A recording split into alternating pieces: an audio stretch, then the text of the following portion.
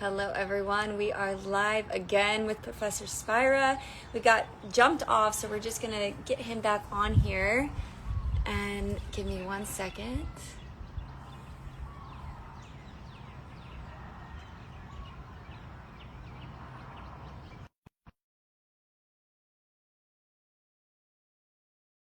Yay.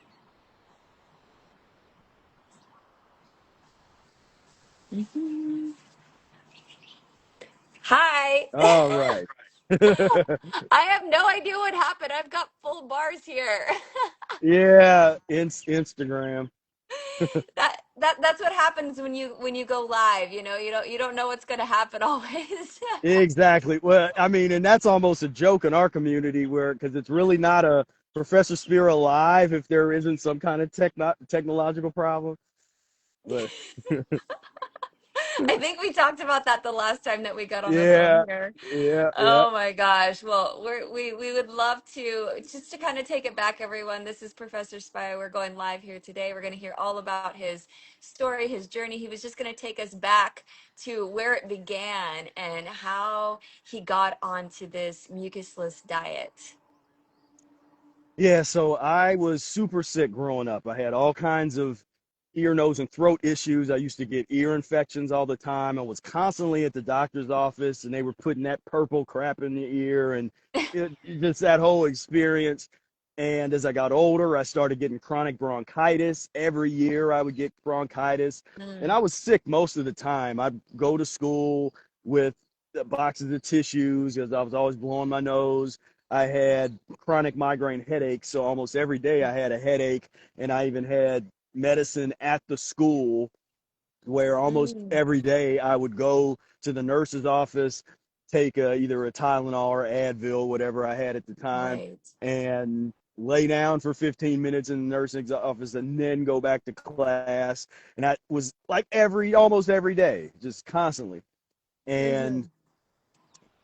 And my weight was going up. Now I had a period where I worked out a lot. I played football for 6 years, and those last couple years of playing in high school, I played varsity, and Mm. so I did, I worked out quite a bit, and I was pretty active for even having just a horrible diet and just generally bad health. I was real active. Like I was not the type of person that was just sitting around all the Mm-hmm. time, staring at a TV.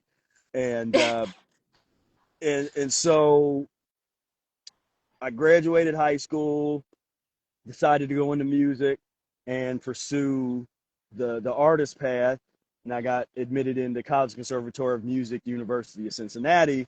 And so I Mm. was about my whole freshman year, I gained like how many pounds? I mean, I gained almost like 50, 60 pounds in my freshman. Wow. Because I was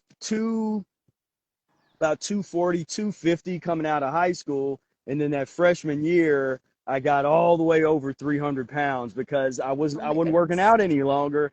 And Right.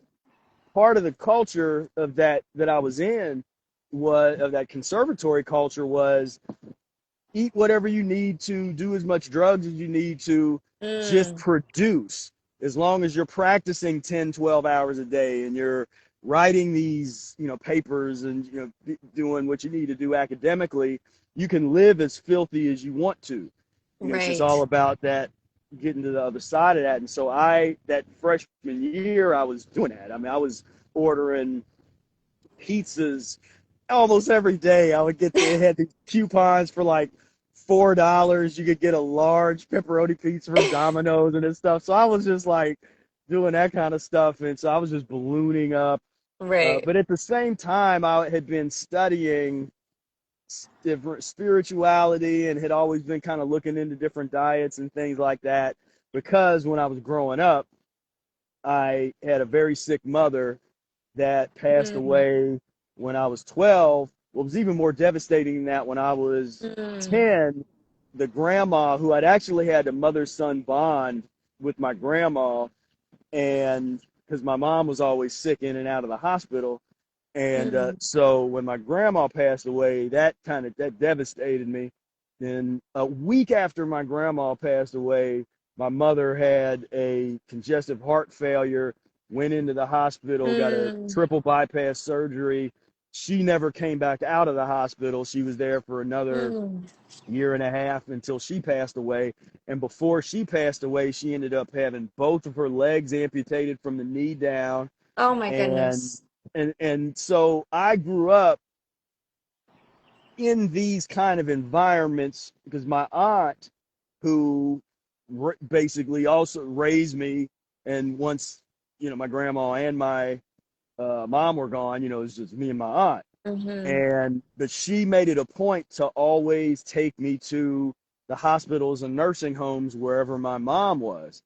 So Mm, even though I was like, 10 years old, 9, 8 years old, I want to go outside and play. I don't want to be sitting in a feces just environment that smells like feces and urine right. and horrible food. Like I just did not want to be doing that multiple times a week. But my aunt was like, "No, you need to visit your Mm, mom. You need to spend this time." As kind of everybody kind of knew, was like, we don't know how long we'll have her, but mm-hmm, you need to mm-hmm. do this. So that gave me a perspective that I understand now, that put me on a trajectory to, as I got older, truly look for and try to find an answer for human suffering. So it Mm, went more than just, well, I want to be healthy, or how can I live longer, or how can I feel better. It was like, what is this? What is the situation that we're in? Why is right. this suffering so standardized on this plane of existence?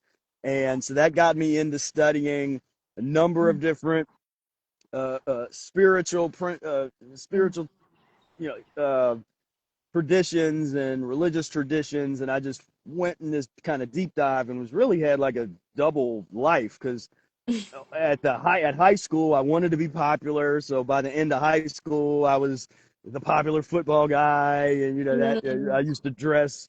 Well, I had worked at this men clothing store, so I came to school with dress clothes all the time. I got like best dressed in my class, that whole piece.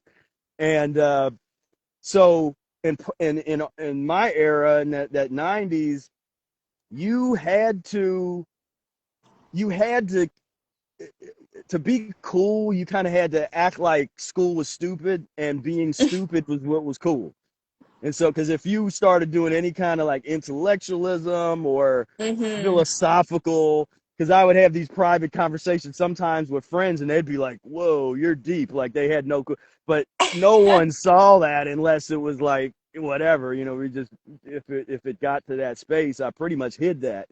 And so as I was transitioning to college, that's when a lot of people just kind of open up and you become who you are and you find yourself and all this kind of stuff. And so I just continued to fight through my music. As I was pursuing my music, I was pursuing that question, that philosophical question: what is the cause of human suffering, and what is the solution for human suffering? Mm-hmm. And it took me down different rabbit holes and different, I got into what kind of introduced me to vegetarianism was the Paramahansa Yogananda. I had a trombone teacher that had introduced me to and told me that he had been into Kriya Yoga and this kind of stuff. And so I read the autobiography of a yogi, Mm, and that was the first time that I made an effort to stop eating meat. mm. And so I was not successful because there was no system involved there, no mechanics, but it was just like, Right. yeah, don't eat meat. And I think you could maybe have some kind of milk products or cheese or whatever it is that you're allowed to have on that system, but it was just don't eat an animal flesh. And so that kind of planted that seed a little bit. And I had another trombone teacher that I had when I was real young, and he was vegetarian. So that was the only person I knew that was vegetarian growing up at all, was my 80-year-old uh, trombone teacher, who ultimately lived to be 100 years old. Like he passed away a Nice. few years ago. And so I'm getting into all these studies, but one thing that I realized as I was doing the Kriya Yoga, and I knew that there was something to breath work, that there was, okay, this is important, Mm. there's something to this. And I started to realize, like, man, I can't breathe in through my nose. I can't do these exercises because all of the exercises, none of them are breathe in through your mouth. It's like, it's Yeah. all like breathe in through your nose. And I'm like, well, I mean, I can't do that because my nose is 24 hours a day is stuffed up with mucus, is inflamed. Mm. And I'd lived like that for my whole childhood. I was Right. told by doctors that this is genetic, this is whatever, you're going to be on pharmaceutical medications for allergies the rest of your life and blah, blah, blah. So, but then I started, that's where I kind of was questioning that. I was like, wait a minute, like if I'm supposed to be doing this kind of breath work and I would like to achieve enlightenment and all those things that's supposed to come with this, but I can't do it because I'm literally locked out. It's like I'm physically locked out Right. from potentially achieving enlightenment through that path because I can't breathe. And so soon after that, around that, some months after that is when I met Brother Air, aka Willie Smart, was at a jam Mm. session, and I had met him about a year before the fateful day when he told me and my friend about the Mucusless diet healing system. So we were Mm. sitting there. There was this buffet at a jam session, and I went over, and of course I had this big old plate of chicken wings and all this stuff, and was sitting there eating. And I see Brother Air's face. His face just kind of contorts and changes, like he cannot hold back any longer. He had went a whole year not bringing up the diet and stuff.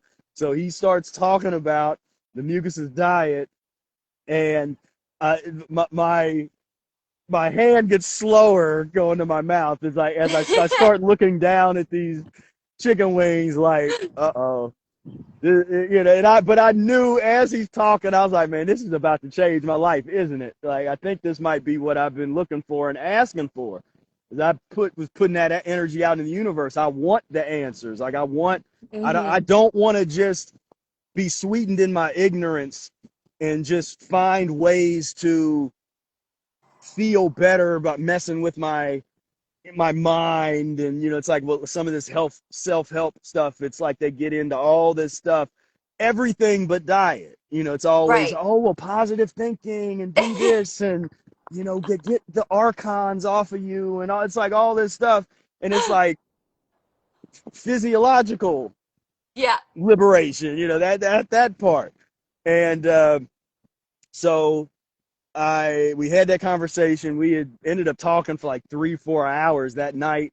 Then I went and got the Mucusless diet book. Me and my friend, we both went and got the Mucusless diet book, read it, and then 6 months later, I'd lost 100 pounds, overcame Whoa. all the ailments that I had, got off the CPAP unit. They gave me a CPAP unit, said I had sleep apnea before Ah. I went to college, and so I just total transformation. And if anybody's seen, I don't have not in my van, but I got the before and after picture of Yeah. that time. It's yeah, it's pretty, pretty remarkable. I was able to do that in that span of time, but I was applying the principles from the book, which Hmm. include transitional methodology, the transition diet, the system, the healing system in its totality, where it's not just one thing. It's not just let me water fast a long time, or let me juice Right. fast a long time, or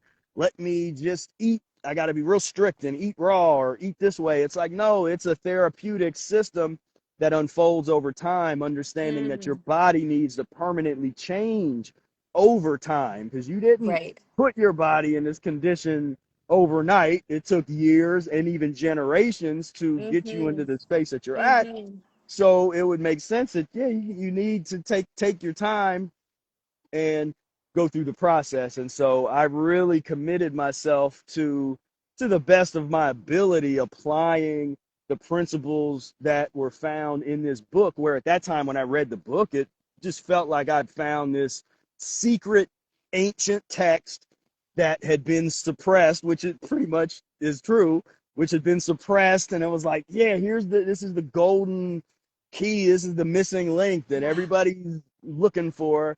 And I found it. And so I was like, okay, cool. And that esoteric type of, because I was really into studying all the esoteric spiritual philosophies and that kind of stuff. And so when I found the Mucusless diet and looked up and saw very few people in the world even know about this or doing it, it Mm-hmm. that made sense to me that I would find something like that, because I was on that type of path of Mm-hmm. not doing mainstream or finding success in mainstream avenues. It's like, that was I was definitely getting away from any of that. And so yeah, read the book, got into, and you go through the whole initial process. I got my first juicer, the Jack LaLanne juicer, Mm-hmm. and uh, and I was lucky to have Brother Air and his family and other families that practiced the Mucusless diet, or at least one other family, Khalif and Mawusi, their family. But a number of people in the Cincinnati area at that time. I got started in 2002, and Wow. there was a number of people that were living this lifestyle. Not a whole lot of people, but there was like a group of people I could learn from. Mm-hmm. And so I really applied the principles, and then I went and I was asking everybody a million questions. And, well, how do you do this, and what do you think about that, and what I was like, I was a student. I was like, okay, I want to Mm-hmm. really try to master this and learn this. And so I was just always be hanging around asking questions and figuring things out, or trying to figure things out. And that's where I got in. It's like, okay, here's the stuff you need, and here's the proper enema bag you're supposed to get this. That's a funny story, because originally I had got a bulb enema, which I'd read out of the Mucusless diet book, and I was trying to, and this is before, this is before you could find this type of stuff on Google, or Right. YouTube didn't exist yet. And so I was like literally laying there with this bulb and trying to, like, I was like, man, I don't know if this is right. And we did have cell phones at that time, so I had old flip phone, and or one of them bricks or whatever, and I kind of called up Brother Air, and I was like, man, I'm trying to do. You keep talking about the enemas, I'm trying to do it, but and he's like, well, what's up? And I was like, well, I got the bulb. He's like, what? You got the bulb? He was like, no, no, no, no, no, no, no, no. You need to get you a bag. And so he told me where to go. There was this old Mulaney's. It was like an old medical supply store. Right. And so I went up there the next morning, got the enema bag, came back, and then was able to do it properly. Got baptized with the lemon juice and distilled water enema. And that's Mm-hmm. where things really took a turn for the better, because prior to that, it was, I kept going back to meat. I would maybe go a week or two with no Mm. meat, and I'm eating a lot more fruit and the salads and that kind of stuff. I was kind of using pasta to transition, all this kind of stuff. But I would get to these points where the craving would overtake me, that addiction would Mm. overtake me. And Mm. so that's when I would kind of go back and eat some meat, or some dairy products. Not that dairy wasn't that big a deal, as I was already lactose intolerant to the point where I really, even, but, well, because I used to use that Lactaid stuff. So every Mm-hmm. time I would Mm-hmm. have a eat pizza or something, I would take a couple pills that would help me digest something that I'm not supposed to be eating. So thanks, I know Lactaid, that for. feeling.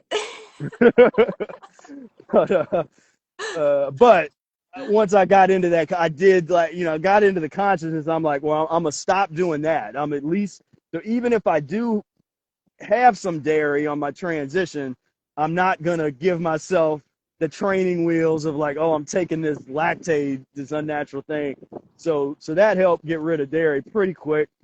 Mm. Uh, but yeah, that meat was still hanging around. But as soon as I started doing the lemon juice and distilled water enemas, and I really did them, not just one, but started doing them, just every day, and really cleaning out my colon.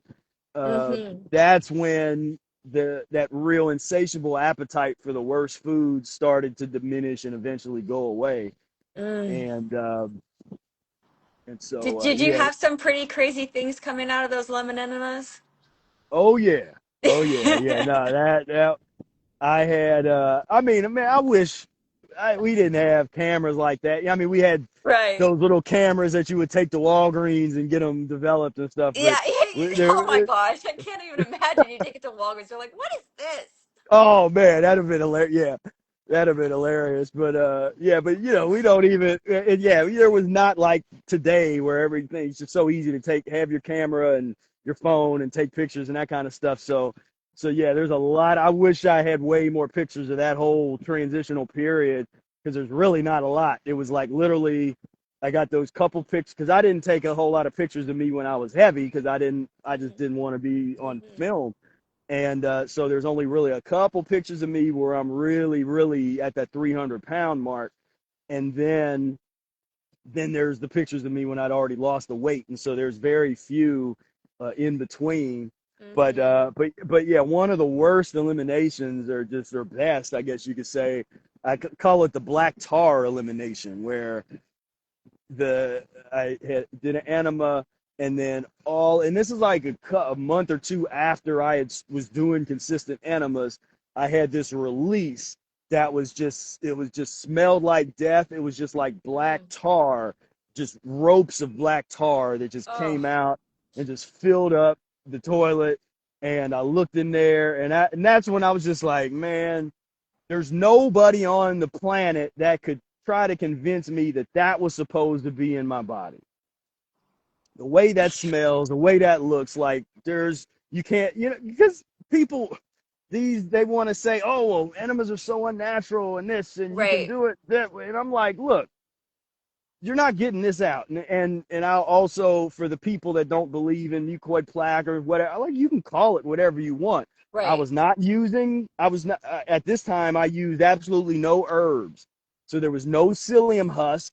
There was no, things where they try to say, oh, well, that's not really a mucoid plaque. That's from the psyllium. No, because I didn't use I didn't even experiment with that stuff for like 10 years. Mm. Eventually I got into the herbs, and I studied it, and I know how to use them within the context of the mucusless diet only when they're needed, if you want to.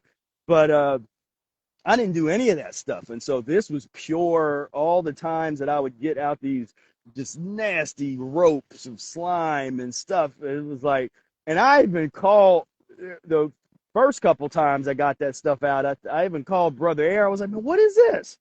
Because it's not really in the original Mucusless diet book. The term mucoid plaque isn't in there, and it's not Hmm. really. They don't really warn you that, yeah, well, you're gonna start getting some. I mean, it kind of says it, but not really. Not. It's one of those things where it's hard to be prepared for what's about to come out of Yeah. you, and you're like, what? But yeah, no, those early years. Whew, yeah, Yeah, there and was that's definitely. motivational too. Like when you see those things come out of you, you're like, oh, it's war now. I'm like, Yeah, I'm getting this shit out of me, literally. yeah. I used to compare. I don't know if this reference, if anybody knows this or watched Star Wars, but the original Star Wars, when they go into that trash compactor unit, and that little thing comes up and like looks around at them, it's like Hmm. it's this little like slimy, like, I'm like, that's what's coming out of me. It looked just like that. It looked like at any moment this little mucoid plaque strand would just come up and just like look at me and start talking to me. I mean, Oh my gosh. I mean, it's kind of like that, it's like I mean, we've talked about this before, but like how those pieces that are inside of you, whether it is like the plaque, whether it is the bacteria or the parasites, like they do have a voice. Those are the ones that are keeping us, on that diet, on that lifestyle, keeping us going to those cravings.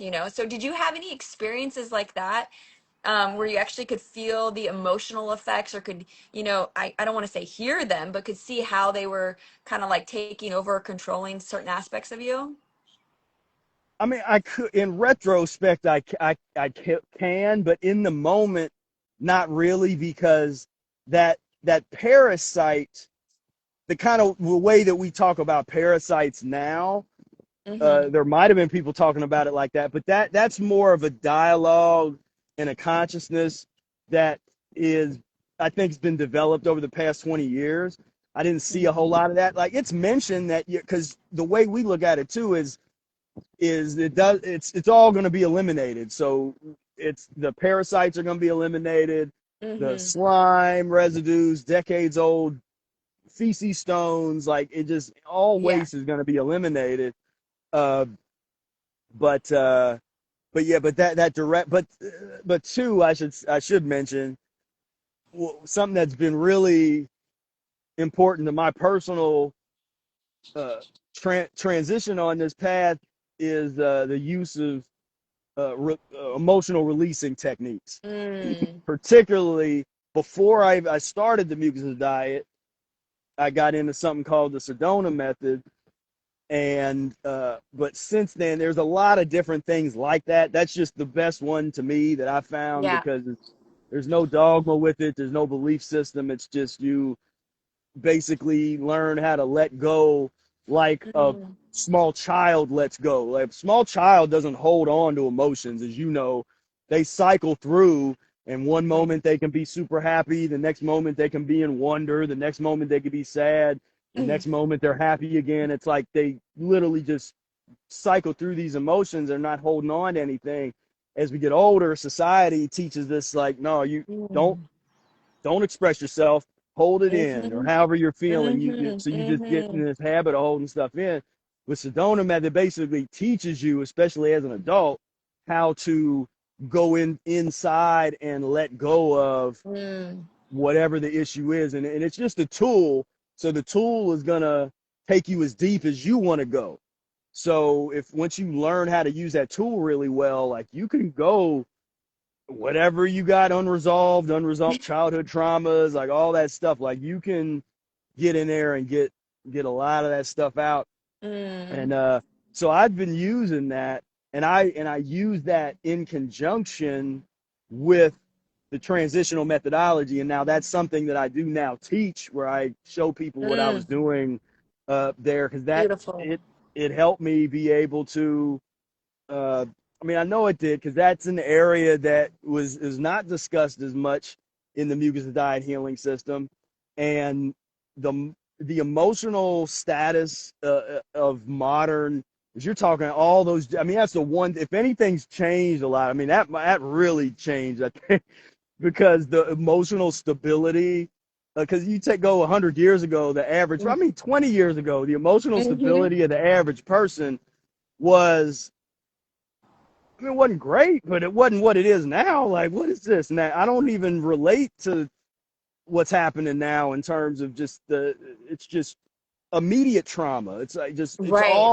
all trauma, like every fiber of a person's being. And the only way that they are able to have some semblance of, it's not really peace. It's just being high and stimulated. Because as soon as you take, Mm-hmm. that's what I always tell people, is if you want to really meet somebody, most of the times you haven't really met anybody there who they really are. Take their pus and their mucus away from them, and their coffee, and their whatever it is that they're into, their tobacco, their weed. Take Yep. that away, give it a couple days, and then go talk to them and see if Mm. they're as nice and happy and whatever their personality. See if they're the same person when you take their drugs away from them. Once you Right. clean yourself up on this path, you get to a point where now you're down to who you really are during Mm. a fast, where it's Mm-hmm. like, like I haven't eaten anything today. Am Yeah. I, you know what I mean? Like, am I like whatever? Tripping No. out. It's like, Yeah. yeah, right. It's like, no, this is. I mean, I'm kind of down to my base. Like, this is my baseline, because that's everybody's baseline, is happiness. We're supposed to Mm-hmm. just Mm-hmm. be happy and fulfilled, or in Yep. terms of just being a human. And then whatever we do on top of that is bonus points. It's like, okay, cool, let's go change the world if we feel like it. But Yep. but Oh, the baseline is supposed to be happiness, you know. yeah, I love that you're sharing this because, we are doing this vegan Lent right now, which is all about fasting or abstaining from, we're just doing animal products, or if you already are vegan, going on to a raw diet or perhaps fasting, right? And, the whole point and the purpose is to get to that point, like exactly like you said, where you find out more about who you truly are when you abstain from those things, right? So what happens when we abstain from that? And what do you think that the clarity comes in, like you said before about the emotional state, you get to see who you truly are. And so when you take people on that journey, are they going on fast as well, or is this just when they're doing the mucusless diet system? Oh no, because so I encourage people, once you learn the releasing techniques, to like just let that be a habit. So you can go Mm, through the guided instructions and the guided sessions, which is what I recommend for everybody to do when they get into it. But uh, once you have that under your belt, you can do it at will. Like I can release right now. You know, if there was something to release, then I can just like, because you can also let you at the higher levels, you let go of good feelings too, mm, which surprises people. Like, well, why would I want to let go? Because it's not gonna, the good feeling isn't gonna go away because you let it go. Because mm, that's actually your baseline. You're experiencing your baseline, and so so it gets into, because the way I explain it to people as a tool, you can use it for whatever you want. If you want to use it to where, like, a lot of people use it, like, well, I want to be rich, so they'll use it. They'll release all of their their mhm. limiting beliefs and emotions, and they dive into that. Uh, Other people could use it. Well, I want to have great relationships, or so you let Right. go of stuff. So in my case, I'm like, I want to practice the mucus diet healing system at the highest level I can. And Yeah. so a lot of my stuff revolved around that, but in a holistic sense, because I was going Hmm. deep into letting go of a lot of the stuff that I'd never let go of growing up Mm, when I lost my mom. I right. mean, I didn't even Right. cry when she passed away. Like that was Mm, kind of a complicate, because I had was so messed up from my grandma that the 2 years later, mm, when my mom, like, I just almost acted like it didn't even happen. And I just kind of mm. just was like, I just was in a whole different kind of headspace. I was Yeah. basically, I was the kind of kid that, when you lose somebody, they say either a kid either can become a troublemaker, or like an overachiever. And I was that overachiever kid, where I just basically Mm, got so immersed into my activities and Boy Scouts and sports and school, mhm, and everything, mhm. that I didn't give myself time to, because nobody teaches, and maybe I was never taught how to grieve, like, our family Mm, situations. Some cultures and some things might have pretty good grieving technologies and things, but I didn't have that. And yeah. so I did a lot of that work, but I did notice that when I combined releasing with Mm, fasting, that it was just like total because from a technical standpoint, really what the releasing is doing is it's rewiring your brain. We're mhm, gifted with this neuroplasticity, and so we can rewire the brain. You can do it with neurolinguistic programming. You could do it with meditations and prayer, and there's different ways to do it. Psychoanalytic therapy. There's people try to do it different ways. Not a fan. I'm not a big fan of the using the different uh, chemicals and things to do oh, that, or that people are into these days. But this is work that needs to be done to bring up whatever, because in the Mucus Diet Healing System book, Arnold Ehret, at the very beginning, it says all disease, no matter what name it is known by medical science, is constipation, a clogging up of the entire pipe system of the human body. But we're talking about mhm, cellular constipation on a physical right. level. But the formula to life that he puts forth for us vitality equals power minus obstruction, meaning as soon as you have too much obstruction, you cannot function. And ultimately, you would pass away. If you have a car that's supposed to take gasoline and you put a bunch of sand in the engine, that sand is obstruction, and you're going to ruin your engine. Your engine's going to Mm-hmm, die. mm-hmm. Well, Arnold Ehret said the human body is an air gas engine. We're running on air right now. Like, I'm not eating right now. You know, we're able to survive, but this whole time we've been breathing. So it takes the focus away from all these nutritional concepts, and we need to have our our protein and our vitamin Right. C and all this. Is like, no, you need to have unobstructed breath. Mm. And as soon as there's too much obstruction in your system that disallows your blood to get the oxygen that it needs, your body comes to a standstill.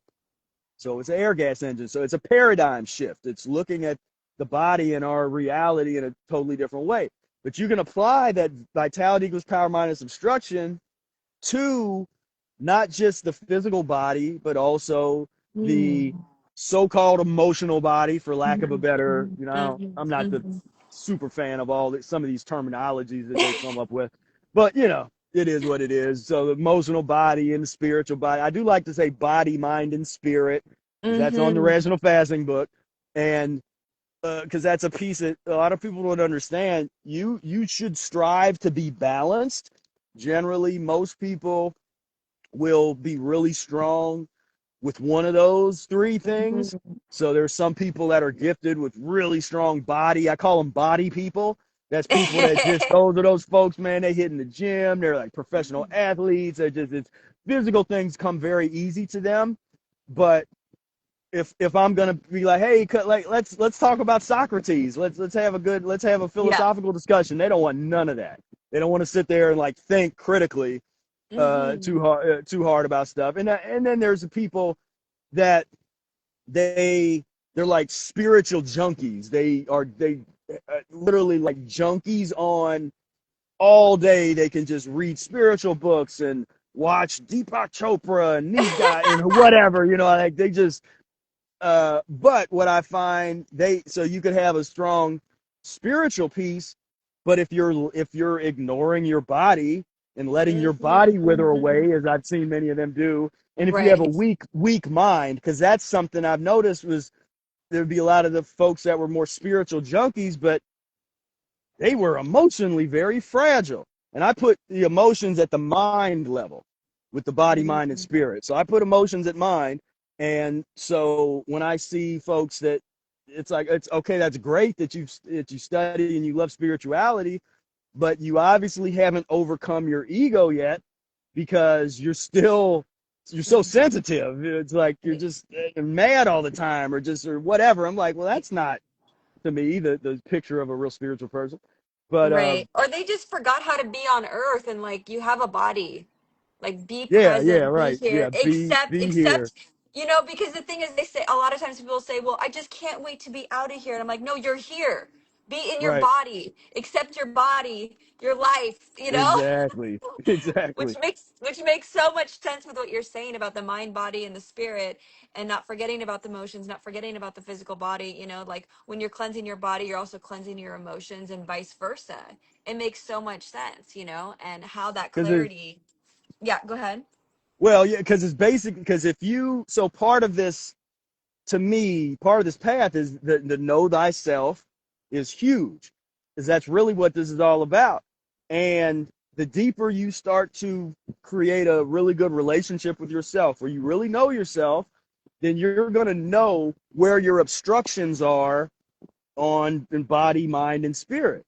Mm-hmm. Because if you have Mm-hmm. mental obstructions, things that are there, you got to get that out of there. If you have spiritual obstructions, or you're the type of person that you resist, like you don't even want to have a spiritual conversation with somebody, that's obstruction. There's because we should be balanced. Or if you're the type of person you cannot the last thing you want to do is think about going to a gym or going for a walk or something physical. Then you got to know where your weaknesses are, know what your Mm, strengths are, so you can use your strengths to try to reinforce or bring up or enhance your weaknesses. yeah, yeah. And but This is yeah, but that, This no, is go ahead. so good. This is so good. I love that you're sharing all of this because it's so important for everyone to hear and to understand. And actually, like as they're going through this process, as they're going through the transition, to not forget those aspects along the way.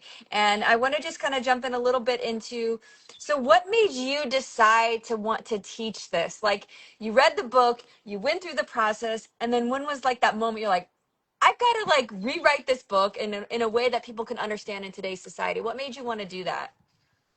So it was in yeah, it was just interesting because over time I people would just ask me, people that knew me before I lost the weight would were just blown away, and I would just get questions Mm. almost every day, which at first it's novel and kind of cool. After a while it's kind of like celebrities talk about, like, man, it gets old after a while. And so it got to a point where I was like, man, I don't want to, like, people, oh, you lost this weight, and I'm like, yeah, I did. But but they want to know, what did you do, what did you know. And so, and that's another thing that happens is you have a transformation, you figured something out, you go just like Plato's cave analogy or matrix analogy, where you go back to your friends and family, and you're like, hey, check this out, I figured something out, like this will help you. And they just slap you, just get out of here with that, like, Yeah, I don't yeah. want to, that extreme stuff. What's it say in the Bible? Prophet is not without honor except in their own family or their own nation or their own community. Hmm. And Hmm. so you go through that phase. So then it's kind of like, all right, I'm just gonna, I'm only really gonna deal with people that come honestly and that are really serious and that are just and respectful. It's like, hey, man, I'm going through something or what. So, but what I realized was I had a gift for being able to explain this diet and lifestyle to people. Mm. And in those early years, I would talk to like hundreds of people. I would just go out and just meeting people on the street, and I'm talking to them about the Mucusless diet, show them my before and after picture, and I was just Oh my constantly, goodness. constantly doing it. So I developed this skill of talking about the diet, and and as time went on, I thought that a lot of the stuff that I did with the diet, I thought I did have a vision of it, but I thought that I was going to be doing all this stuff in like 20 years. Like when I'm in my 70s and Right. 80s, I would retire from being a professional musician on the road, and I would have did all these things as a musician. Then later on, when I retire, then I'll go and I'll publish some books and kind of leave a legacy. But Yeah. the universe has a way of reprioritizing things for you. It's like, no, you got to do this first. You got to get the world needs this information now. There's somebody that Mm. needs this. And so I had got the inspiration. As I went through the Mucusless diet book, I even when I those early years, I just started where I would read it and reread it. And all these books, I would Mm. just read it. And there is a culture within our community where you're always rereading the book, because every time you read it, when as you change, the book changes with you, and it's an Mm. amazing thing. And people Mm. say that of different spiritual texts, the same kind of principle applies. But uh, but I did is at the time I decided to was getting deeper into academia. So when I uh, got done with bachelor's, I decided to go to master's. Once I was in the master's level, I was like, okay, I like, yeah, it's like I kind of fit. I fit with academia. I understand this world, like, this kind of stuff. I like graduate school better. It's like the higher I got, I liked it better than Mm. undergrad, way better than high school and that stuff, because you have more control of what you're doing. And I never looked at university like I'm doing something to get a job. I just never looked at it Yeah. like that. I was more like a classic Socratic, Platonic student that was in university trying to know thyself, trying Mm. to have all access to all these resources, all these library systems, all this stuff, and uh, you using the time and the resources and smart people around to try to cultivate myself as much as possible. And so I was really that guy that was like, okay, I'm gonna try to get as much out of this experience as Mhm. possible. Mhm. And so once I was into the diet, um, uh, I noticed how much easier it is to study. My clarity of thought, I was able to just perform at such a higher level Mhm. academically and in my music. And so I decided, I was like, well, let's stay in academia for a while. And but at that time, I was also offered. I was at 23. I became the youngest professor at Northern Kentucky University. So I taught for Mm. 2 years, and I was teaching courses that I'd never taken because like because most people survey of African American music, which I did a lot of studying. That was my passion, and but there's not a lot of there's wasn't a lot of those courses around, so there's not a lot of people that really have that together and musical world cultures. So I taught for 2 years. They were going to offer me a full-time teaching job, but I decided, well, I'm not ready to like settle down and get a full-time job and stuff. I'd rather stay in academia and just keep studying. I'm still searching. I'm still like I enjoy being a professional student. And so I get admitted into the PhD program at Ohio State, move up to Columbus from Cincinnati, and then I'm in that world now. So now I'm in an even more elevated because now I'm in a PhD program. So it's pushing me uh, in ways that I appreciated. My writing, ability to write a research paper and thesis, Mm. and Mm. uh, those kind of critical thinking abilities or ability to articulate yourself at that academic level. And so I was getting that there, and then I was also taught there as well. And so once I had that background, I had gotten just that academic piece, had kind of realized it to a certain extent. That's when it started making sense to me because I was used to working with big, large documents at that point with Mm. big, because when you're if you've never gotten into graduate school level stuff or you've never written a really large book, that's kind of like overwhelming. I remember if I go back far enough when a 4-page paper was a big deal, like, oh, a 4-page paper, research paper, or 5-page paper, something like that was a big deal.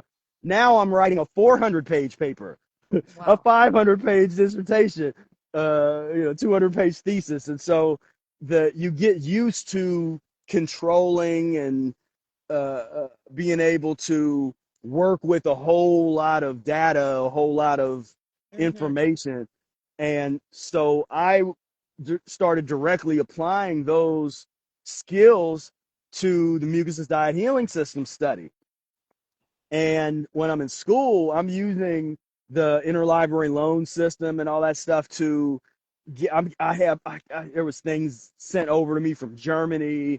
I got old books that were published in the 1800s. So I'm doing this kind of research, and the at that time that the school system was an excellent place to do that because we were right in that cusp where more things were starting to be available online, that Mhm. online access, but we weren't totally there yet. So you still needed to and there's still certain things that you need to get the physical copy of the old Right. versions of things and that kind of stuff. And so I was going back through all of the old, so it wasn't just like, so if somebody didn't have that kind of training or really with that academic kind of background, they could try to do some type of thing with the annotate, like the Mucusless diet, where they just have some notes in the margins or something like that. But I gave it Hmm.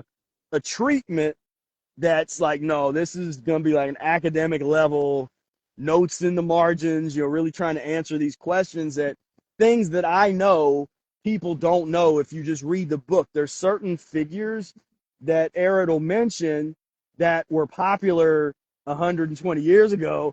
Nobody knows who they are anymore. So it's like, well, let's put that in the margin, who this person is, that he's just Yeah. like name dropping people. And then the average person would just read that and it's like, well, I don't know who that person is. And you Hmm. just wouldn't Hmm. really They get the have to full be Googling it context. at the same They'd time. have to be Googling. And then, like I said, even when I originally actually started work on some of that stuff, that was like pre-Google or or even if there, well, when I read it, I mean, I guess Google existed, but it wasn't like it became where you Yeah. just search for everything there. And oftentimes the stuff that you found on Google was not great, because originally when you would search for Mucusless diet back then, there was I call it the bootleg Mucusless diet that Dr. Christopher put out, that I wrote a whole article on, and I won't get into it here. It's but basically somebody put out they called it Mucusless diet, but they're recommending people eat chicken and stuff in it. And I'm like, hold Oh. on a second. You're going to take, where you got that from. Like, where you got the title from, but nowhere do you give any kind of attribution to Professor Arnold Ehret for having created the term. And so, but literally years ago on Google, if you searched Mucusless diet, Yep. that's what came up. Wow. They were able to, so that's when I kind of started doing that online work, where I'm like, okay, I got to get I got to get the real stuff out here. So at least when somebody Hmm. searches for Hmm. Mucusless diet or Arnold Ehret, there's something that they find that makes some kind of sense. I created the original Arnold Ehret Wikipedia page Aha. way back. If you go in the history of it's been, well, it's been co-opted now. It hurts me to go look at it, because there was there was actually this guy, and you can see that this guy that made these updates, and it's like he definitely seemed like a plant or something, like he worked for Wikipedia, but he was like, somebody is like, go in there and mess up all the natural health people, Oh my that the gosh. historical. And so he went through and just literally just kind of ruined it. I mean, because I did my version, which was just a real basic version. And what's interesting about Wikipedia is all that history of that stuff is there. So you actually go back and see all the way back, that original one. I wrote that. It was very basic. It Hmm. was like 2006 or something. Then Wow. they, I think, I can't remember, but it was like, yeah, it was back then. And then it was pretty cool. There was a fairly large community of people that were developing interested in the Mucusless diet from Italy. And so there was a number of people that were really doing some serious research. And so then a couple years later, the Ehret Wikipedia page had a lot of, it was like brilliant. I was like, oh, cool. Like somebody Hmm. had really come in, a number of people had developed it. And then that version was like that for a lot of years. And then this the name of this guy's thing, I remember it was Psychology Guy, was the name of his profile. And he just went in there and he just trashed it, just and and the problem was, you couldn't reverse his stuff because he had like Wikipedia backing and authority. Hmm. Because I went Hmm. in there and I tried to make a couple updates, and I made notes, and was all very rational. Like, look, this is mischaracterized. It's the wrong context. There's just there's all these problems of the stuff that he had, because he was basically focusing on things that would put Eric in a bad light. And Hmm. instead of just being objective, I'm cool with being objective. You can say the good, the bad, and the ugly if you're objective. But they were just really leaning on all of the, the rhetoric of it was very skewed in the direction of making it look like that this, Eric was a whatever, was Right. not, was a fake whatever. And so anyway, but it's because of that kind of stuff. As I started to get out there and see, I'm like, wait a minute, there's not enough people that even have access to the resources and the educational materials. If they wanted to do this, it's not really there. You got a few books, and there at there was a, well, that closed down. There was an old Arnold Ehret private membership community that was, and community is a strong word. It was more just like a little club, and you would get Yeah. a newsletter, and they had a forum, a really old school forum, and I got it. That's actually where I met Ann Osborne. Aha. It was like, this is literally like 2004, Oh my 2005, gosh. on the old Arnold Ehret uh, club forum, and I got in there, and I think her name of hers was Fruit Bat Ann, I think was the name of her. Yes, I still yes. remember that. And so, and some of those dialogues that I had with people was actually in my book Spira Speaks, that Hmm. because where I was writing back and forth to people on there, and so I kind of captured some of that. But but but that's part of what started to inspire me to want to create these resources, Yeah. to try and create a community structure, a support mechanism and system, some kind of educational tract for people to, if they wanted to go down this path, that there is at least a path that they can go down. Hmm. This Hmm. information is here, because also at the time, I was starting to notice over and over again, people, the raw food, there's different raw foodist camps, and even back then, and it's changed over the years, but back Hmm. then there's like the raw foodist camps, vegan camps, there's all these different camps. But I was seeing far too many people be vegan and then be vegan junk food eaters, and then they go back to eating meat. I'm like, Right. well, where's all the, what happened to all the slaughterhouse stuff? Like, well, they didn't deal with the physiological part, Exactly. They didn't take and care of the mucus. they didn't get rid of the mucus and the parasites and the pus and all that, and so they end up back kind of where they started at. It doesn't matter how much they don't want to hurt a baby goat. They didn't do a permanent transformation in their body. Then I Right. would see raw foodists, and I started meeting more of them, because I do appreciate that when I started practicing the diet, I didn't have, like, people today. There's so much different things all around, and distractions, and people saying this and that. I didn't have any of that when I like literally was like, I'm going to do this one thing. There was no online stuff. It was just like, here's this book. Good luck. I Yep. read the book, Yep. talked to the people that's been doing it for years, and then just really try to develop a mastery of this one thing. That is like a lost art form, to actually really try to master one thing, like master this first.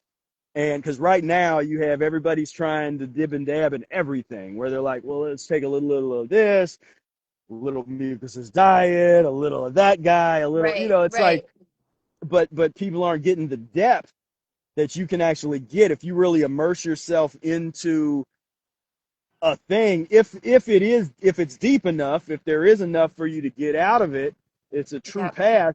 Then there's a real depth that's there. And so people start getting surprised when they start going down this path, and they're like, oh wow, there's a lot more. It's like an iceberg. Oh, there's a lot more here than I thought. And Hmm. Hmm. but that's part of what I wanted to try to Yep. introduce people to, where it's kind of usher them into that, where it's like, well, if this is interesting to you, then try this and see if you get some relief. Here's a little mindset shift. Because I Yep. was working with a lot of like former raw foodists that were going from being 2, 3, 4, or 5 years raw vegan, and overnight they're going back to meat when they Right. hit the ceiling. And I'm just like, well, here. here's a transition diet methodology and a shift from raw is law to let go of mucus forming foods. Like, let's Mm, avoid and try to transition, and it's not even to be 100% mucus free immediately or all the time, or to push yourself. It's like, no, we're not dealing with those extremes. It's just, yep.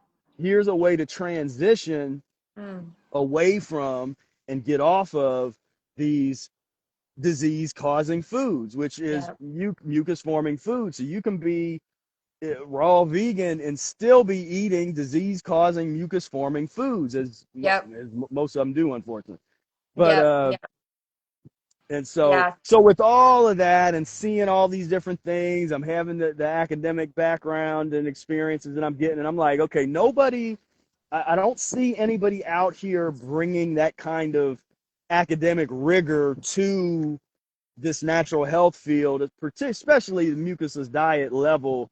There's a couple popular people that maybe have some books or that kind of stuff, but I wasn't seeing what I thought should be out there. And so I'm like, okay, I'm gonna start building this stuff, putting these resources out here, and yeah, it's like, 20 years later, 20 years later, here you are. here we are. We're still Yes. building, and but now there's, the community is coming together. It's growing, and the Awesome. quality of the education, the quality of the support, all that stuff is getting, better and better. And I mean, with Yeah. this path, you definitely see, time kind of sifts people out to where, if you see if somebody's really going to be able to hang with this lifestyle long term, because you do lose a lot of people. But we're trying to enhance the support structures and the accountability, Hmm. the education, so that people do have more success and are able to hang with it Hmm. longer, and Yep. hopefully permanently. That's the goal, is to get people Yes. to really be able Yes. to do this thing Oh, forever. But in order to do that, expectations have to be managed, mindset, because uh, we always see that people have this extreme, they assume that it's extremist, because because of the way people talk about it, they assume that this is okay, I got to have this extreme kind of thing, and they get surprised when I tell them certain things. Well, you are allowed to eat this, like, this is part of yeah. the transition, or you can do this. And everyone's like, oh, really? And it's like, yeah, it's because sometimes people will change. I always warn people to you want your body to transition roughly at the same rate as your mind, because what I've seen with some people, their their mind will go really, they'll be like, oh, they want to go all in their mind, they understand how bad these foods are, Hmm. that Hmm. education will be there, but their body isn't in alignment with where our mind is. And so they can't do it. And they get frustrated because they're like, man, I know that this is bad. I know this is wrong. And I've seen the opposite, where somebody's body starts taking them faster than their Hmm. mind really is. Because sometimes Hmm. people, they think, because they get excited and they get kind of like, oh yeah, yeah, me, and I'm, as I always tell people, never say never about anything. And people be like, oh yeah, I'm never gonna eat meat again. I'm just gonna be like, just focus on your Yes. transition diet. We don't have to worry about, oh, I'm never this. What you want to do is permanently transform your physiology, which takes time. Permanently transform your physiology so you make it impossible to go back to eating meat Mm, without mm, getting deathly ill. It's mm. like, if I could die. Like, if I eat a piece of chicken, like, no, that's like, I could also drink a cup of bleach. I could drink Drano. It's like, I could do things that are poisonous to me, but Right. I'm not going to do that because that's going to hurt. And I don't want to hurt. And so, Yeah. but that becomes the simple logic of, you got to allow your body to. There's the internal body intelligence that will take you at the rate that it wants to go, if you learn how to let go and let the body lead you. If you're dealing with the principles and the methodologies that are in the book and the things that we teach, Mm. then you get to a point where you let go and let your body's intelligence lead the way, and because it's not going to let you go, because some people say, oh, well, you're going to go too slow. It's like, you don't even know what you're talking about when people say stuff like that, because Right. no, your body is going to probably end up going faster than your mind actually really wants to go, because that's when you start to see who you really are.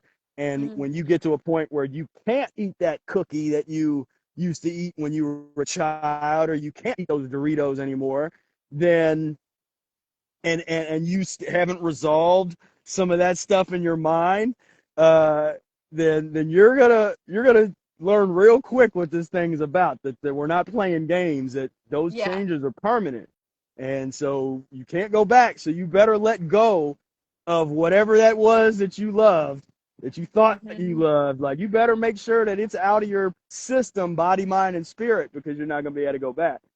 But I said Doritos because I remember you talking about Doritos.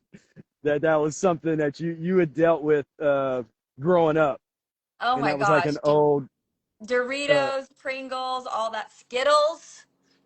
You know what's in Skittles? Skittles. Oh my gosh, those things are crazy. I I actually don't. I have no clue other than sugar. I have no clue what kind of chemicals are in them. Yeah, yeah. They're probably different now than what they were back, in the 90s and 80s and stuff. But yeah, no, I really appreciate you sharing all of this and giving everyone these tools and the ways that can help and support not just, going into this lifestyle, but an easy transition for their mind, for their body, for their emotions, because it isn't easy. It's not something that can happen overnight, like you said. And where is I would love to sit, I could talk to you for like literally hours, but I do have a baby that I'm like, oh, he needs to have some milk. But I would love for you to share, again, if for people that are just jumping on here, what is the best place for them to find you and to get So you all can this find information? me. Yeah, so the main website, mucusfreelife.com. Then my Instagram, Cool. right here. We got stuff. There's links. I got a link tree on the Instagram. So if you click that, then you can kind of see all of our different things. We have the membership program, Mucus Free Life membership, and that's kind of our flagship thing right now. We just try to Cool. get as many people to join us there, because that's where we can really get serious about. I do Q&A calls twice a month. We got accountability calls. We have different programs that we've been running. So there's a boot camp program Mm-hmm. that we've been doing for the past couple months, and uh, diet and lifestyle coaching program that I do usually once or Nice. twice a year. And so, but in order to get access to all those things, you got to be in the private membership, and we're off of Facebook. We're not, because that was one of the things. A lot of people used to make those private Facebook groups and Right. stuff, and it was just like, man, these are they you can't even talk about what you want to talk about, or not truly private. You're on Facebook, like they're getting all that Mhm. information, and so yeah, so we have our own private platform, and yeah, just building up, and so I definitely invite everybody, if you actually want to talk with me and connect at that level, connect with the community, join the membership program. We got an e-course that's been out for a number of years, Mucus Diet Healing System e-course. That's really, it's a college level course on the Mucus Diet Healing System. So if you Mm. read the book, it's a 2 month long course, and new lessons are released every other day. And by the end of 2 months, you will know more about human physiology from a mucus free standpoint than I anybody love else that. in the world. And so, yeah, so those things, and then use what I just shared with you. We're building some new things. I just got done writing a draft of a new book, the the Mucusless Woman's Health Mm. Resource, Mm. and that came about because we're building. So I wrote a new frequently asked questions document for our membership program. That thing ended up being like 700 pages, and but then I was like, well, okay, we addressed some frequently asked questions for women there, but I was like, man, I have all of these different interviews and resources and testimonials for women that practice a mucusless diet, but I'm kind of the only one that knows where all these things are. You know, it's like they're, and I'll get questions all the time in the membership that'll be women that'll have questions about pregnancy uh, and menopause and menstruation and all this kind of stuff. And I Mm-hmm. answer them, but I'm kind of answering the same questions over again. And then I send them to a YouTube video or something. I'm like, you Yeah. know what? Let me create a document that really defines mucusless woman and let all of the women that I've talked to over the years that have practiced the mucusless diet, let them speak Mm-hmm. for themselves. Like, so it's this, though the book, it's not Professor Spira just like, this is what I think as a man, but a woman. Like, no, there's quotes of women that practice mucusless diet healing system. So you're in there, and Mm-hmm. there's a whole section, a couple of the sections with pregnancy, and you know, because there was, Cool. we had a great conversation that we had back then, and Yeah. with you and Emmanuel, and so yeah, so I like That's literally the past couple weeks have just been grinding on this, and so I have a draft now, and then that's going to be in the membership. Eventually, it'll be released probably as mhm. a book, as a paperback book, but first it's going to live in the membership area. It's kind of like exclusive Yeah. content, but yeah, it covers as much as I can figure out that I was able to figure Yes. out and cover and address, uh, and so yeah, so I'm real excited about that to get that That's out so there. exciting. It's so needed right now. I mean, it if we can literally change the way women's bodies work, how they're pregnant, how they prepare for pregnancy, and how they birth, it's going to shift the whole generation of children. You know, and Yeah, that's like the way we feel the same way. It's like if we can tackle that, you know, and really help the women and help the men obviously too, it's going to yeah, shift. It's a game changer. So thank you so much for bringing those resources out, for helping more women, to bring in everything that you're doing and aligning it with the female reproductive system in their bodies. You know, it's so important. So we so appreciate you doing that, and I can't wait to share with you more on my second one.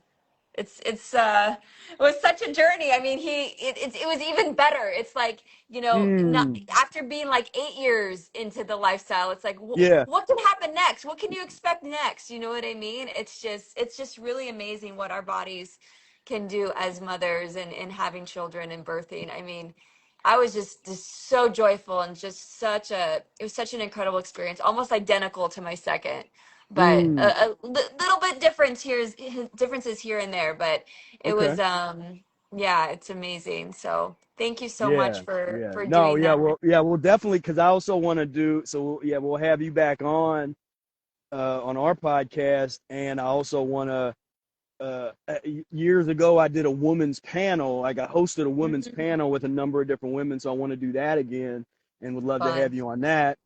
And yeah, so it definitely, yeah, it's one of those things where the more I looked, I was like, okay, we this information, it's here, but it's not all in one place. It's like it's all over the place, and uh yes, I was like, okay, we at least gotta start that conversation, Yeah. getting these resources together, and because like they say, you teach a man, and what's say, you teach an individual, teach a woman, it's like you teach a whole nation, and that's real. I mean, that is definitely real, and so yeah, yeah, that is Awesome. so important, that work. Yay. Yay. Thank you so much. I love that you talked about Ann Osborne. I'm literally doing a Zoom interview with her today because she's about this. I'm like, you're talking about her, and I'm literally talking to her in like 4 hours. It's so perfect, so perfectly aligned. So, yeah, and she had incredible births too. Wow. Her Yeah, stories about her pregnancies and births were just like night and day. So it's really proof is in the pudding. Well, not pudding in the fruit. yeah, The yeah, proof is and in it's the supposed fruit. to. Yeah. Yeah, yeah. All right, Spire. Well, have a beautiful day. Enjoy Florida, and we look forward to seeing you soon. And thank you, everyone, for joining in. Thank you for all the love. Thank you for all the comments. I know there was lots of comments coming in here, but we appreciate all of you guys for joining us. And I will be posting this. I'm going to share it here, and then I'll probably put it up on YouTube as well, if you're okay with that. Yep. Awesome. Okay. Yay. Have a great day. All right. Take care. Bye. Bye.